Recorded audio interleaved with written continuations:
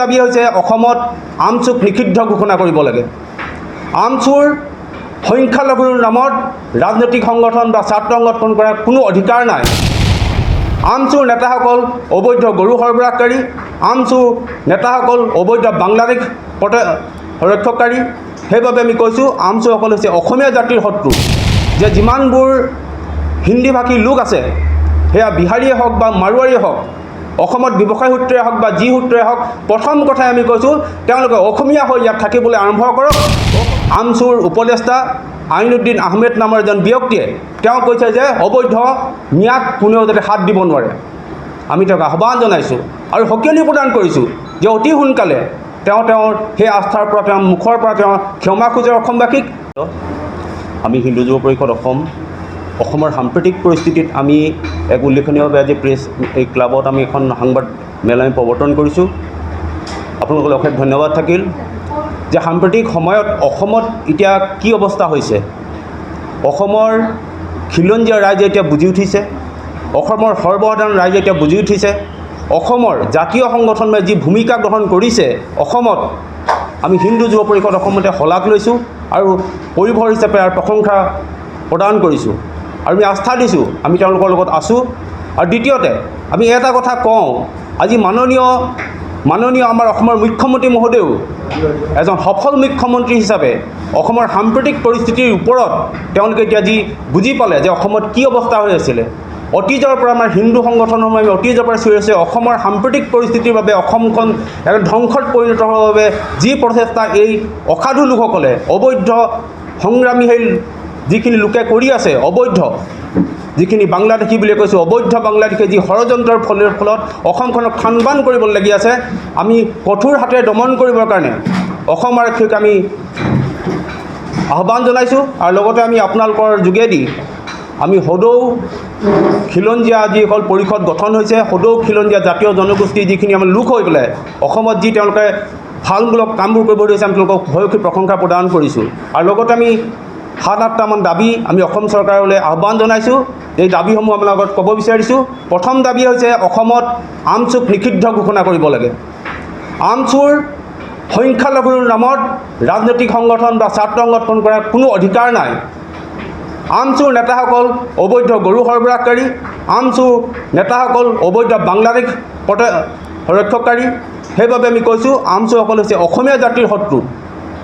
দ্বিতীয়তে আমি এটা কথা ক'ব বিচাৰোঁ, সংখ্যালঘু লোকসকল যিসকল আমাৰ খিলঞ্জীয়াসকল, গৰীয়া মৰীয়াই হওক বা অসমত যিসকল ইছলামী ধৰ্মী লোক, যিসকলে ইছলামক বিশ্বাস কৰে, যিখিনি খিলঞ্জীয়া লোক, তেওঁলোকসকলক আমি আহ্বান জনাইছোঁ যে তেওঁলোকো আমাৰ অসমীয়া হৈ নিজকে অসমীয়া বুলি পৰিচয় দি অসমীয়া খিলঞ্জীয়া লোকৰ সৈতে তেওঁলোক থিয় হওক আৰু নিজকে অসমীয়া বুলি পৰিচয় দি অসমখন জয়ৰ বাবে অসমখন সুৰক্ষাৰ কাৰণে তেওঁলোকে প্ৰদান কৰক।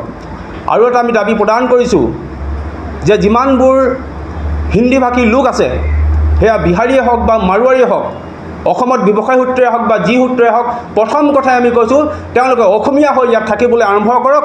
অসমীয়া ভাষা, অসমীয়া স্বাভিমান, অসমীয়া জাতিৰ প্ৰতি তেওঁলোকে প্ৰশংসা আৰু আস্থাৰ হিচাপে তেওঁলোক আগবাঢ়ি আহক আৰু অসমীয়া জাতিক বচাবলৈ তেওঁলোকে ভাতৃত্ববোধৰে আমাৰ সকলোৰ লগত মিলিবলৈ আৰম্ভ কৰক।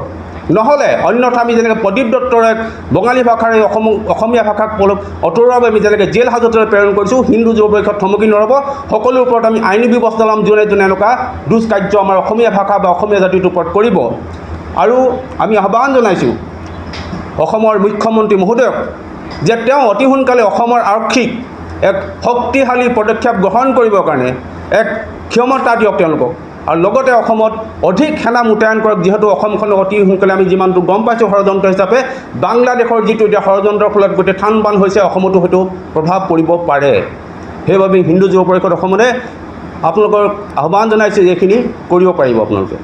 তৃতীয়তে এটা কথা কওঁ, ৰাজনৈতিক নেতাসকলে আমি দেখা পাইছোঁ 2-3 দিনৰ আগত ৰাজনৈতিক নেতাসকলে নিজৰ স্বাৰ্থৰ বাবে নিজৰ ভোট বেংকৰ কাৰণে তেওঁলোকে সস্তীয়া ৰাজনীতি কৰিবলৈ আৰম্ভ কৰিছে। কালি পৰহি কংগ্ৰেছৰ নেতা আমচুৰ উপদেষ্টা আইনুদ্দিন আহমেদ নামৰ এজন ব্যক্তিয়ে তেওঁ কৈছে যে অবৈধ ন্যাক কোনেও যাতে হাত দিব নোৱাৰে।